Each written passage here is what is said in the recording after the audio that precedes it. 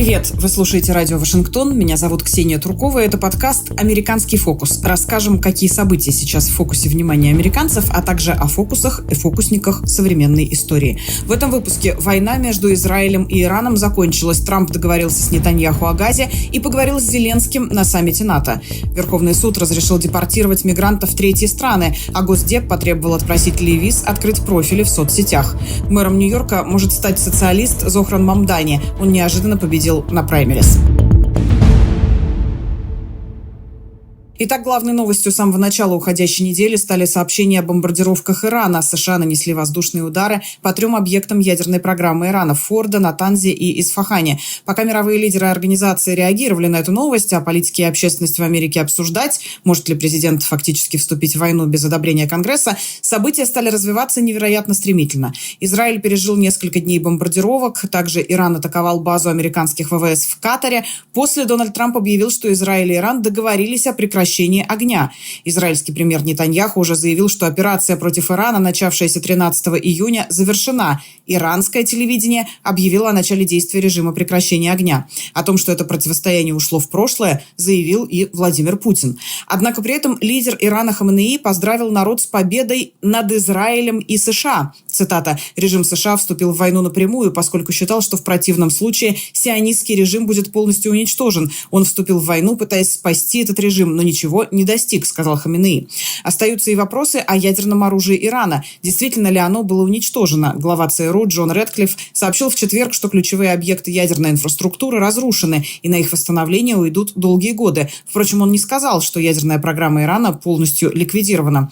События последних дней демонстрируют хаотичность политики Дональда Трампа, сказал в комментарии радио Вашингтон преподаватель Дрексельского университета Сергей Костяев. Решение Трампа провести серию ударов по ядерным объектам Ирана в очередной раз показывает хаотичность принятия решений в этой администрации. Теперь мы уже знаем, например, что Толси Габбард, глава национальной разведки, не считала, что Иран близок к созданию ядерного оружия. А уже сейчас мы видим утечки из того же разведывательного сообщества, говорящие о том, что цель на самом деле не была достигнута, поскольку без наземных инспекций нельзя точно сказать, была ли уничтожена эта ядерная программа Ирана. В отличие, например, от операции Джорджа Буша-младшего в Ираке, когда велась интенсивная подготовка и общественного мнения, и даже им удалось заручиться поддержкой части международных союзников, внезапные шаги Трампа привели к недоумению как среди американских конгрессменов, так и в американском обществе. Большая часть населения либо не имеет позиции по этому вопросу, либо не поддерживает Трампа. Поэтому говорить о том, что Трамп одержал какую-то очередную победу, довольно сложно. Потому мы видим, что у него рейтинг одобрения снизился до, по-моему, 42-43%. Один из худших показателей среди всех президентов. Преподаватель Дрексельского университета Сергей Костяев. Напомню, изначально опросы показывали, что большинство американцев поддерживает действия Израиля в отношении Ирана. Но вот вступление США в этот конфликт уже не оценивалось так однозначно. И большинство скорее было против такого развития событий. Несмотря на то, что такие операции считаются незаконными с точки зрения международного права, во многих случаях их негласно одобряют. С подробностями Алекс Григорьев. Мы живем в мире, созданном 5 великими державами, победившими во Второй мировой войне. Эти 5 государств – постоянные члены Совбеза ООН и первоначальные члены Клуба обладателей ядерного оружия. По их инициативе и активному участию были созданы правила и механизмы нераспространения ядерного оружия и технологий. Однако соответствующие правила и механизмы доказали свою ограниченную эффективность. Ядерное оружие привлекало и привлекает слишком многих. В последние десятилетия ядерная пятерка стала ядерной девяткой. Показательно, что свою бомбу создала Северная Корея, которую сложно отнести к технологическим грандам. В свою очередь, КНДР и Пакистан создали свою ядерную инфраструктуру исключительно благодаря тому, что приобретали материалы, сырье, оборудование и технологии на международном черном рынке. Некоторые военные ядерные программы, например, ЮАР и Тайваня, были прекращены благодаря международному давлению и факторам внутренней политики. Однако аналогичные попытки в отношении иранской ядерной программы предпринимались на протяжении четверти века, завершились подписанием крупномасштабного многостороннего соглашения в 2015 году году, и тем не менее спустя десятилетия стало очевидно, что эта ядерная сделка не сработала. В нескольких случаях появлению ядерного оружия у очередного диктатора помешало лишь применение военной силы. Появлению атомной бомбы у правителя Ирака Саддама Хусейна помешали лишь атаки Ирана, Израиля и позднее США на объекты его ядерной инфраструктуры. Появлению ядерного оружия у повелителя Ливии Муаммара Каддафи помешал крах его режима, поддержанный международными игроками. В 2007 году Израиль уничтожил недостроенный ядерный объект в Сирии, возводившийся режимом Башара Асада совместно с северокорейцами. Любой военный объект, объект двойного назначения, потенциально может стать военной целью. Это относится к ядерным объектам, несмотря на то, что их разрушение способно нанести гигантский ущерб мирному населению и окружающей среде. Поэтому строительство гражданских, особенно военных ядерных объектов, ведется по особым стандартам, а их безопасность обеспечивается на высшем уровне. И тем не менее, во всех перечисленных случаях удары оказались эффективными, а серьезного радиоактивного заражения местности не произошло. Эти уроки были усвоены из Северной Кореи и Ираном, которые спрятали свои ядерные производства и ядерные хранилища в глубине скальных пород, не надеясь на эффективность своих средств ПВО. Опасность увеличения количества государств, обладающих ядерным оружием, сейчас как никогда высока. Многие страны, например, Япония, Южная Корея, Саудовская Аравия, Бразилия, Турция, способны в кратчайшие сроки создать свои атомные заряды. Это означает, что в будущем существенно увеличатся шансы перерастания обычной войны в войну ядерную. Сразу после сообщения о завершении ирано-израильского конфликта появились и похожие сообщения о Газе. Дональд Трамп и премьер Израиля Биньямин Нетаньяху договорились ускорить завершение войны в секторе Газа и начать новый раунд переговоров по нормализации отношений с арабскими странами. В соответствии с планом Трампа, боевые действия в Газе должны завершиться в течение 2 недель, а руководство Хамас, признанное террористической группировкой, отстранено от власти. А как повлияла стремительная война Ирана и Израиля и последующее завершение эскалации на ситуацию в Украине? Спецпосланник президента США Стив Уиткоф в интервью с CNBC уже поспешил дать оптимистичный прогноз. Я думаю, что это воодушевление, оптимизм, который мы видим как результат произошедшего, вполне может распространиться на Россию и Украину. Мы надеемся, что люди посмотрят на случившееся в Иране и скажут: мы также хотим стать частью мирного процесса. Мы надеемся, что это приведет к очень хорошим событиям в урегулировании между Россией и Украиной. Украинский военный обозреватель Денис Попович считает, что влияние истории с Ираном на Украину было минимальным. Итоги для Украины следующие. Видимое влияние, которое имело место быть, это то, когда части зенитных ракет, которые предназначались по контракту от Джо Байдена для украинской армии, были переправлены на Ближний Восток. Они предназначались для Израиля. Предполагалось, что он будет отбивать налеты иранских шахедов на территории своей страны. Но это все, что можно сказать о конкретном влиянии, которое имело место быть. Повышение цен на нефть, так оно бы влияло бы, прежде всего, на бюджет Российской Федерации и на то, как он бы финансировал бы войну, если бы этот конфликт затянулся. Так как он не затянулся, сейчас нефть начала падать. Отвлечение внимания медийного, да, оно имело место быть также. Но поскольку война уже закончилась или поставлена на паузу, уже вчера был саммит НАТО, и внимание снова переключилось на взаимоотношения между Дональдом Трампом и Владимиром Зеленским и их диалог, который сейчас в Украине принято считать скорее удачным. Гораздо более удачным, чем предполагалось ранее.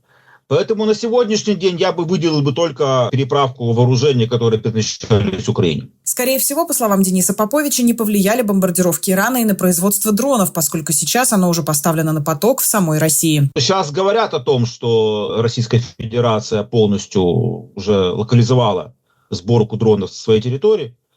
В большей степени можно считать, скажем так, поступки самой России, которая бросила Иран на произвол судьбы, заявила о том, что нашей конкретной позиции без того достаточно, когда к ним обратились за помощью, а все остальное мы уже без вас прекрасно разбираемся. Но это правда, то есть на сегодняшний день в значительной степени дроны собираются на территории Российской Федерации, хотя в последние дни появилась информация о том, что Иран передал некий дрон в распоряжение России, который начинен новым оборудованием, позволяющим преодолевать радиоэлектронную борьбу и позволяющим непосредственно наводиться с территории Российской Федерации. То есть вот такая сейчас информация появилась, то есть какие-то дроны Иран еще и передавал. Но в массовой форме сейчас в значительной степени производство шахедов локализовано на территории России. Украинский военный обозреватель Денис Попович, несмотря на то, что бомбардировки Ирана и обстрелы Израиля, безусловно, отвлекли внимание от Украины, окончательно из фокуса новостной повестки она не исчезла. Дональд Трамп на саммите НАТО встретился с Владимиром Зеленским. И эту встречу называют успешной, в отличие от печально известной перепалки в Белом доме. О том, что обсуждали президенты, а также о главных темах этого саммита НАТО, расскажет Валентина Васильева, автор телеграм-канала «Брюссель подслушано». В преддверии саммита НАТО в Гааге влиятельная британская газета The Guardian предсказывала, что встреча лидеров Альянса в Нидерландах станет триумфом Дональда Трампа и разочарованием для Украины. Союзники должны были утвердить 5% расходы на оборону, как на том настаивал президент США, и вместе с тем не пригласили Владимира Зеленского принять участие в официальной встрече на уровне глав 32 государств. Украина отходит на второй план, писали ряд СМИ. Однако на практике это казалось не совсем так. Для Европы и Киева саммит прошел даже лучше, чем ожидалось. Да, Зеленский не принял участие в официальной встрече с 32 лидерами, а в коротком итоговом коммюнике Россию не назвали агрессором и не прописали, что путь Украины в НАТО необратим, как было на саммите в Вашингтоне. Однако на полях саммита Зеленский встретился и с премьером Дании, и с лидерами Европейской пятерки, Туском, Стармером, Макроном, Мелони и Мерцем, и получил заверение о новой военной помощи от Нидерландов. Но главной дипломатической победой Киева стала все-таки состоявшаяся встреча Зеленского и Трампа. Глава Белого дома заявил, что она прошла хорошо, и подчеркнул, что увидел, что Зеленский хочет окончания войны. Теперь разговаривать надо с Путиным, заявил Трамп. Я считаю Путина человеком, который был введен в заблуждение, и я, честно говоря, очень удивлен этим.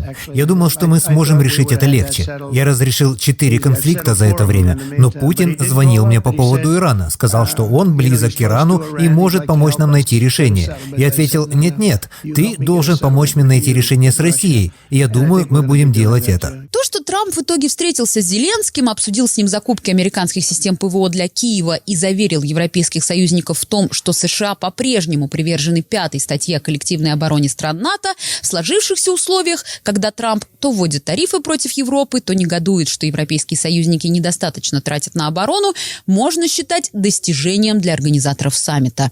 Большую роль в этом сыграл лично генсек Альянса Марк Рюте, который буквально осыпал Трампа комплиментами, хвалил его силу и благоразумие и даже сравнил с папочкой, которого дети не хотят отпускать из НАТО-семьи. Роль в относительно хорошем настроении главы Белого дома сыграл и король Нидерландов Вильям Александр. Он предложил Трампу после долгого перелета из Вашингтона переночевать в Королевском дворце и тепло встречал главу Белого дома вместе с королевой и принцессой.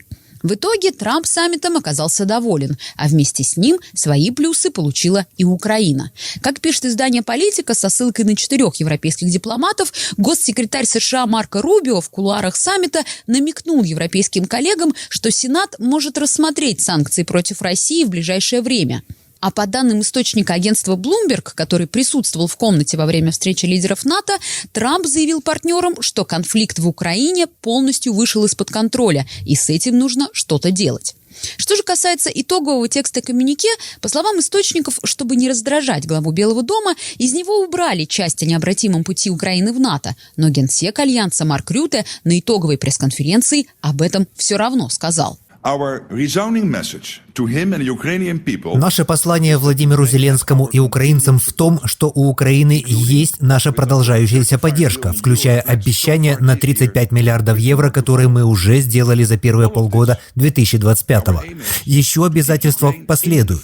Все это показывает, что наша цель – сделать так, чтобы Украина продолжала борьбу для достижения долгосрочного мира.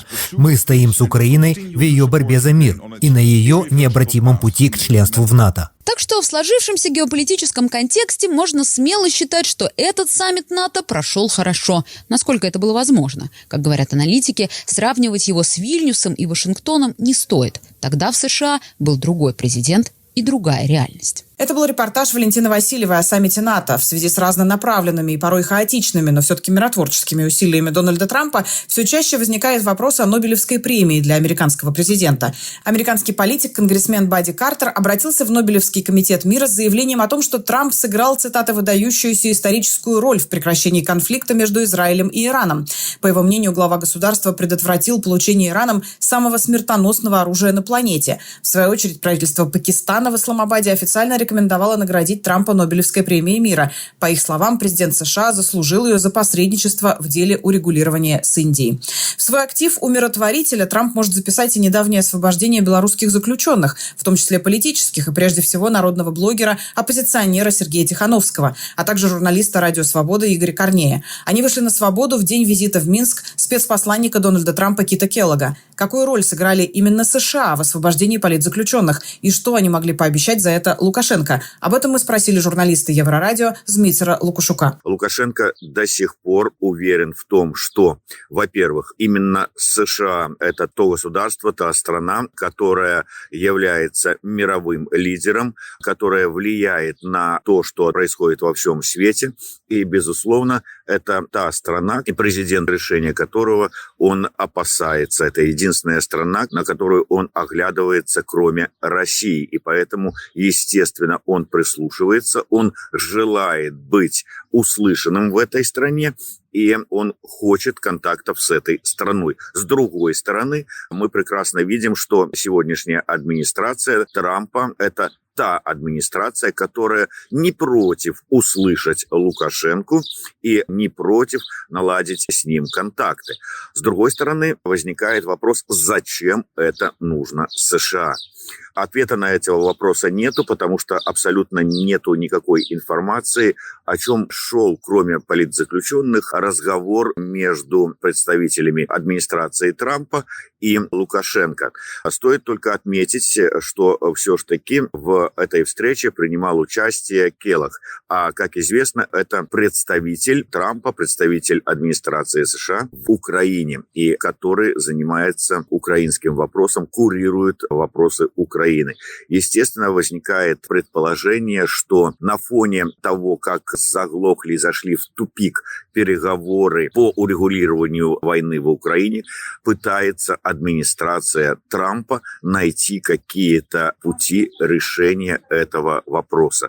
Возможно, Лукашенко довел им, что он может как-то или повлиять на Путина, или, может быть, решили, что у него есть информация, которой он, может быть, поделится и которая поможет сдвинуть с мертвой точки переговорный процесс по Украине. Змитер Лукашук о роли США в освобождении белорусских политзаключенных. Кстати, в эти дни Владимир Путин участвует в саммите Евразийского экономического союза. Как сообщило ранее государственное агентство ТАСС, Путин поехал в Минск, чтобы, цитата, подробно поговорить с Александром Лукашенко. Ранее газета «Нью-Йорк Таймс» предположила, что спецпредставитель Дональда Трампа Кит Келлог несколькими днями ранее встретился с Александром Лукашенко действительно для того, чтобы через него повлиять на Путина во время переговоров по Украине.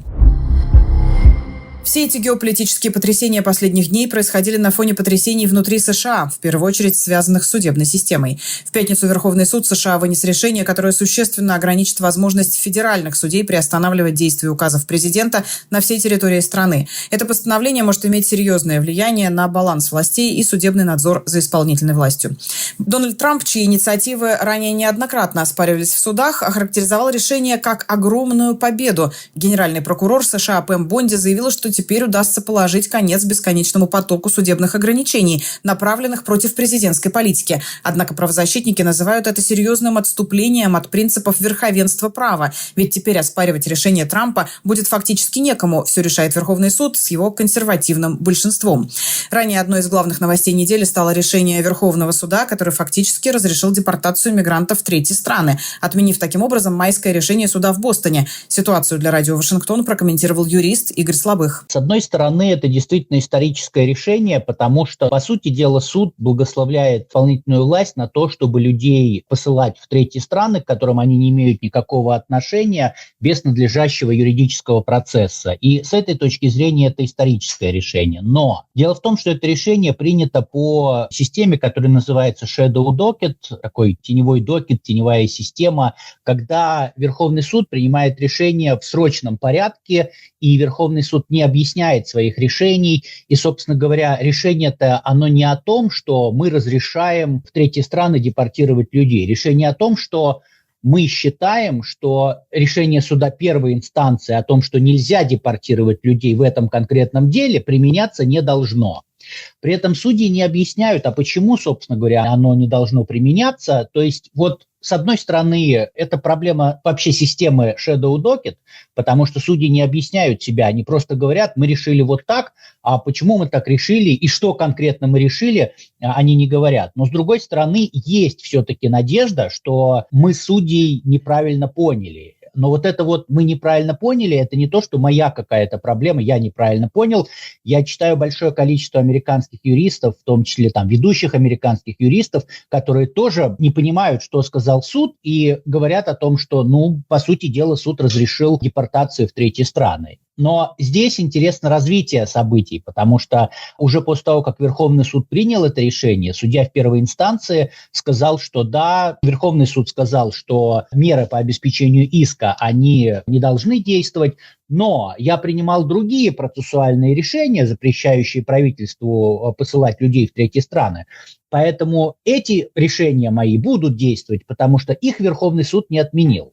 И правительство пошло в Верховный суд с просьбой, а давайте вы уточните, пожалуйста, что вы имели в виду, потому что вот смотрите, судья не выполняет ваше решение. И сейчас у нас будет еще один раунд, и, может быть, мы сможем понять, что конкретно имел в виду Верховный суд. Но пока, да, вот что есть, то есть, и пока очень такое неприятное решение, и мы с ним вынуждены жить. А может случиться так, что пока идет вот этот еще один раунд, как вы говорите, начнутся действительно массовые, или не массовые, но просто депортации в третьи страны? По сути дела, да, потому что по большому счету ничего не мешает правительству это делать. И даже мы видим, проблема в том, что даже если суды принимают какие-то решения, не всегда правительство готово эти решения исполнять. А сейчас получается, что Верховный суд, пусть не очевидно, пусть там мы можем допускать какие-то двоякие толкования, но тем не менее Верховный суд сказал, что депортировать людей в третьи страны окей. Поэтому потенциально, да, правительство может начать эти депортации, при том, что там же еще вещь какая, что судья в первой инстанции, он сказал, что должен быть надлежащий процесс. То есть вы должны заранее предупредить тех, кого вы депортируете в третьи страны, для того, чтобы у этих людей была возможность оспорить то, что вы делаете. И получается, что сейчас вот Верховный суд с этим тоже не согласен. И значит, что государство, правительство, исполнительная власть может действовать и поступать так, как она сочтет необходимым, не соблюдая вот это право на надлежащий процесс. Игорь Слабых о решении Верховного суда по поводу депортации мигрантов в третьи страны. Также на этой неделе стало известно, что просители определенных типов виз, прежде всего студенческих, обяжут открывать профили в соцсетях. Либеральная пресса уже назвала это продолжением гонений администрации Трампа на университеты, а многие выходцы из авторитарных стран справедливо заметили, просители виз закрывают свои профили вовсе не от администрации Трампа, а от правительств собственных государств. На этом фоне тревожным звонком стала история с норвежцем, который пытался попасть в Штаты по туристической визе. Приехал в отпуск, однако так и не смог въехать, как он сам говорит, потому что у него в телефоне нашли мем с вице-президентом США Джей Ди Венсом. Однако таможенные службы утверждают, что все дело было в употреблении наркотиков. В любом случае точно известно, что норвежца подвергли усиленному досмотру и, в частности, попросили разблокировать телефон. Но есть и история о возвращении в США, точнее, о невысылке. Магистрант Колумбийского университета Махмуд Халиль на этой неделе был освобожден под залог из американской тюрьмы для мигрантов. Ранее судья в Нью-Джерси постановил, что Халиль не может быть задержан иммиграционной таможенной службой США на основании неопределенного федерального закона. С подробностями Алексей Горбачев. В США продолжается громкое разбирательство по делу Махмуда Халиля, выпускника Колумбийского университета и одного из лидеров студенческих пропалестинских протестов, которого власти США пытаются депортировать.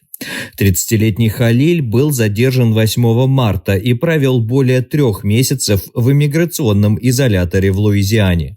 Он имеет статус постоянного жителя США, грин-карту, и женат на гражданке США. У пары недавно родился ребенок. Несмотря на это, иммиграционные власти добиваются его депортации, утверждая, что его действия якобы угрожают внешнеполитическим интересам страны. Госсекретарь США Марко Рубио направил в суд письмо, в котором утверждается, что участие Халиля в протестах против израильской военной операции в Газе подрывает усилия США по борьбе с антисемитизмом и нарушает безопасность еврейских студентов.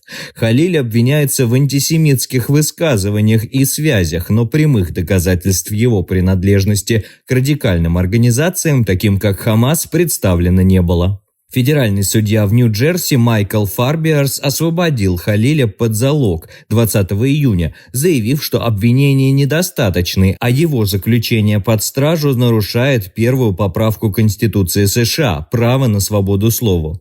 Судья также подчеркнул, что сам факт мирного участия в протестах не может быть основанием для депортации. Халиля поддерживают многочисленные правозащитные организации. По их мнению, действия администрации Трампа носят репрессивный характер и направлены на подавление инакомыслия среди иностранных студентов. После освобождения Халиль вернулся в Нью-Йорк, где его встретили сторонники и конгрессвумен Александра Окасио-Кортес. В своих первых интервью он заявил, что не намерен молчать и будет продолжать выступать в защиту Палестины и против разрушительной политики администрации. Окончательное решение по делу может быть вынесено после длительного судебного разбирательства. Представители администрации США утверждают, что имеют право депортировать иностранных граждан, если те, по их мнению, дестабилизируют обстановку на учебных кампусах. Радио Вашингтон будет следить за развитием событий. Махмуда Халиля можно отнести к потенциальному электорату Зохрана Мамдани, молодого политика, который оказался в фокусе внимания после победы на праймерис в Нью-Йорке. Не миллиардер, не ставленник корпорации, не потомственный аппаратчик, а 33-летний сын иммигрантов, организатор кампании против выселений и социалист. Часть общества победа Мамдани с его крайне левыми взглядами испугала. Из-за пропалестинского активизма Мамдани называют антисемитом. А часть в каком-то смысле обнадежила, ведь о кризисе в Демократической партии говорили давно. А теперь именно Мамдани, возможно, станет ее новым лицом. Нина Вишнева о том, почему победа Мамдани – это вызов системе. Его уже называют Обамой из Квинса. Он также харизматичен, говорит вдохновенно и предлагает не улучшать систему, а заменить ее. Но есть важное отличие. Обаму многие боялись как неизвестного. Его боятся за то, кто он есть. Мы переделаем этот великий город по образу каждого жителя Нью-Йорка, который все это время знал только борьбу. В нашем Нью-Йорке власть принадлежит народу. Зохран Мамдани, 33-летний иммигрант-социалист-демократ, прогрессивный мусульманин, выиграл демократические праймерис и теперь на финишной прямой в гонке за пост мэра Нью-Йорка. Мамдани! Мамдани! Мамдани!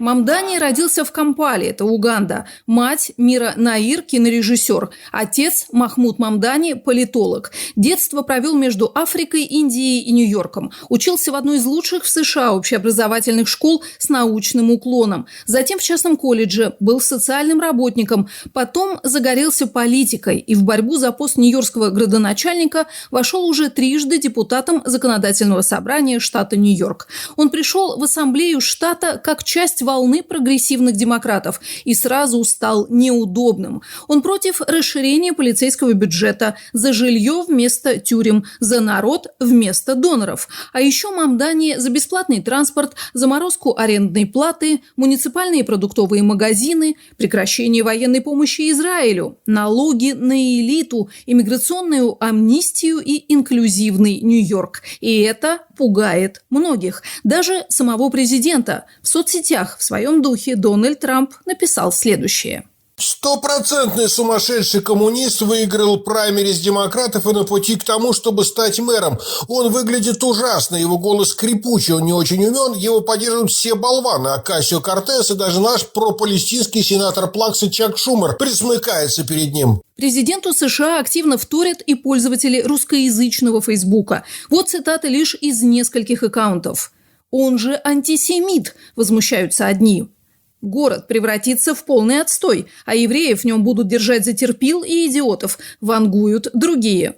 «Мамдани во много раз хуже, чем проворовавшийся коррупционер Адамс», кричат третьи. А все школы и университеты, где активно проводится марксимизация учеников, делают интересный вывод остальные.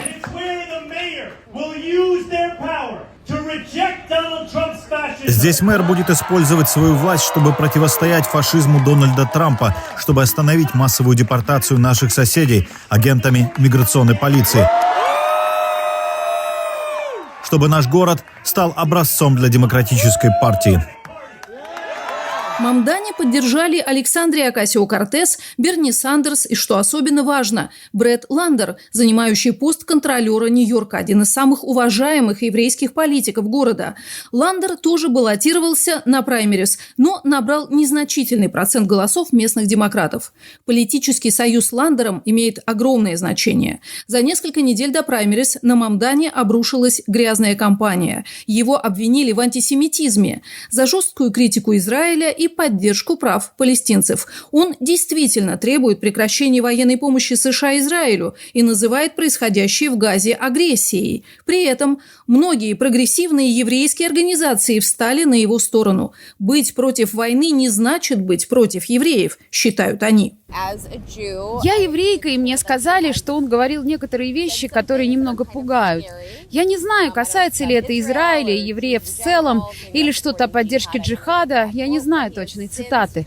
Но с тех пор он пытался исправить направление, и это хорошо. И очевидно, что все, что он сделал, нашло отклик у молодых людей. Я не думаю, что он такой же опытный, как кто-то вроде Куомо, но у него есть сердце и достаточно опыта, чтобы победить кого-то, кто более компетентен. В числе проигравших Мамдани на праймерис Эндрю Куомо, экс-губернатор Нью-Йорка, который ушел в отставку в 2021 году после обвинений в сексуальных домогательствах и сокрытии данных о смертности в домах престарелых во время пандемии ковида. У Куомо была колоссальная поддержка – 25 миллионов в качестве вложений в кампанию, профсоюзы, телеканалы, Клинтоны, Блумберг, но не было одного – доверия. На выборах Куомо планирует взять реванш в качестве независимого кандидата. Также независимым войдет в бюллетени Эрик Адамс, действующий мэр, которого расследовали за коррупционные связи с Турцией. Криминальные обвинения были внезапно сняты после того, как он фактически присягнул Дональду Трампу, заявив о готовности работать с ним в случае возвращения Трампа в Белый дом.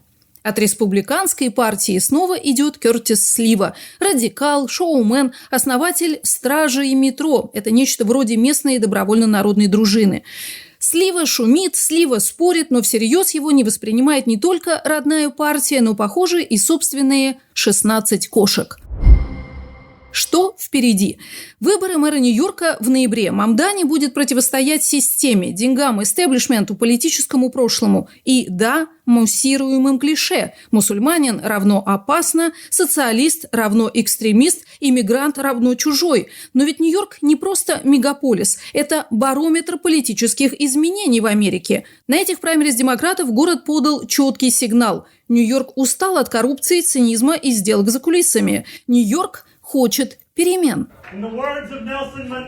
Как говорил Нельсон Мандела, это всегда кажется невозможным, пока не сделаешь. Нина Вишнева о Зохране Мамдани и выборах в Нью-Йорке. И последнее, как вы знаете, этот подкаст делают бывшие журналисты «Голоса Америки», а наши слушатели, вероятно, следят за судьбой этой организации, вещание которое было приостановлено в марте, а почти все журналисты уволены. На этой неделе Кэрри Лейк, которую Дональд Трамп назначил старшим советником «Голоса Америки», выступила в Конгрессе и рассказала о том, почему Америке не нужен голос. Вот что она говорила. В своем выступлении перед Комитетом по иностранным делам Палаты представителей старшая советница Агентства США по международным медиа Кэрри Лейк выдвинула серию скандальных обвинений в адрес «Голоса Америки» и своего агентства. По словам сотрудников американского международного вещателя, ее обвинения не соответствуют действительности. Лейк назвала «Голос Америки», которым управляет агентство по международным медиа, прогнившим до основания. Она также заявила, что в марте, уже через пару дней после ее вступления в должность, старшей советницы поняла, реформировать агентство практически невозможно. Однако наиболее шокирующими стали ее заявления о предполагаемых влиянии китайских властей на деятельность «Голоса Америки» и работе шпионов в нем. По словам Лейк, Коммунистическая партия Китая якобы определяла, как «Голос Америки» освещал новости. При этом она не представила никаких доказательств своим словам. Лейк также утверждала, что в СМИ работали иностранные шпионы, однако в качестве примера она привела лишь один ограниченный случай. В 2020-2021 годах испано-российский журналист Пабло Гонсалес, он же Павел Рубцов, некоторое время работал фрилансером-оператором в Европе на «Голос Америки». Позже он был арестован по обвинению в шпионаже в Польше и впоследствии освобожден в рамках обмена заключенными с Россией. В ряде моментов слушания перешли на уровень личных нападок. Так, конгрессмен-демократ из Аризоны Грег Стентон назвал Лейк признанным в суде лжецом и дважды проигравшей на выборах в Аризоне. В Аризоне Лейк безуспешно баллотировалась от республиканской партии в губернаторы и в Сенат. Сама Лейк привела пример со Стентоном как иллюстрацию предполагаемой опасности закона, который защищает «Голос Америки» от политического давления. «Я помню истории о тебе, где говорили, что у тебя был любовник гей», сказала Лейк о конгрессмене. По ее словам, из-за действия этого закона никто не смог бы предотвратить публикацию подобных новостей на сайте «Голоса Америки». Однако газете «Аризона Репаблик» не удалось найти ни одного случая, когда подобные фейковые новости о Стентоне действительно публиковались.